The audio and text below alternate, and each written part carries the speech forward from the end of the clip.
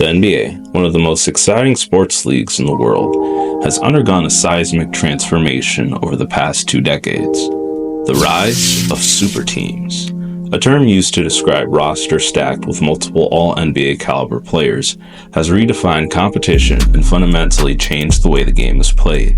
While these teams have created excitement and dominance, they've also sparked controversy over whether they've watered down the league's competitive spirit and made the game too predictable. But what if this phenomenon is not entirely organic?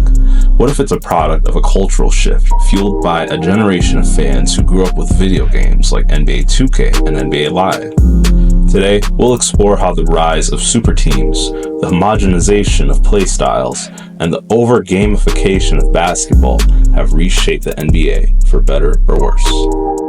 While the NBA has always celebrated its stars, the modern SuperTeam era truly began with the 2007 to 08 Boston Celtics. By acquiring Kevin Garnett and Ray Allen to join Paul Pierce, the Celtics created a juggernaut that won the NBA championship in their first season together. This formula, a core of superstars collaborating to chase a title, proved irresistible to players and fans alike. The Celtics' success inspired LeBron James, who famously took his talents to South Beach in 2010, joining forces with Dwayne Wade and Chris Bosh. Together, they made 4 straight NBA Finals appearances and won 2 championships, cementing the SuperTeam model as the path to success. Then came Kevin Durant's move to the already dominant Golden State Warriors in 2016, a team that had set the record for most wins in a season. With Durant, Curry, and Klay Thompson, and Draymond Green, the Warriors became virtually unstoppable, sparking debates about whether SuperTeams were ruining the NBA's competitive balance. While the players on the court may have been chasing championships, fans off the court were chasing something else: dominance in video games. For many NBA fans, video games like NBA Live and NBA 2K were more than just entertainment. They were a way to live out the fantasy of building the ultimate basketball team. Fans could max out shooting stats, assemble teams with every MVP in the league, and dominate their opponents. This gamification, or over-gamification of basketball, not only normalized the concept of SuperTeams, but also made them aspirational. Why wouldn't LeBron, D. Wade, and Chris Bosh team up when that's exactly what fans were doing in their virtual leagues? Video games also shape the way fans and players view individual skills. In NBA Live, maxing out 3-point shooting stats became the go-to strategy for blowing out opponents. This emphasis on outside shooting seeped into real-world basketball, where players at all levels began to prioritize deep shooting over all else. No discussion about modern basketball or the rise of 3-point shooting is complete without mentioning the one and only Steph Curry. Unlike the towering giants of the game like LeBron, Giannis, or Shaquille O'Neal, Curry stands at 6'3" and weighs 185 pounds. In a league of physical freaks, Curry's smaller frame made him relatable to fans and players alike. Steph showed that you didn't have to dunk over defenders or dominate in the paint to change the game. His unparalleled ability to shoot from seemingly impossible distances captivated the world. For younger fans and players, Steph wasn't just a star, he was an inspiration, a relatable one. If Curry could thrive in the NBA, why couldn't they? But here's the catch.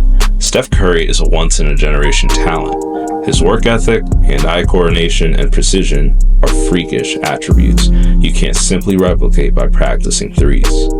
Unfortunately, many players and teams forgot this. They saw Curry's success and thought, we can do that too. The result? A league-wide obsession with 3-point shooting. Golden State's dominance from 2015 to 2019 didn't just result in championships. It redefined how basketball was played. Teams across the NBA began to imitate their play style: high-volume 3-point shooting, positionless basketball, and a fast-paced offense. While this approach works when you have players like Curry, Thompson, and Durant, it doesn't translate well for every roster. The analytics revolution further cemented this shift. Data showed that 3-pointers were more efficient than mid-range shots or post play, and teams leaned into that hard. But as more teams embraced the same philosophy, the game began to lose some of its variety. Gone were the days when teams had distinct identities, the bruising defense of the 90s Knicks, the Showtime Lakers fast break, or the Spurs' meticulous ball movement. Now, most teams play the same way. Shoot a lot of threes, push the pace, and hope the math works in their favor. While this approach has its merits, it's led to a homogenized league where games can feel repetitive and predictable.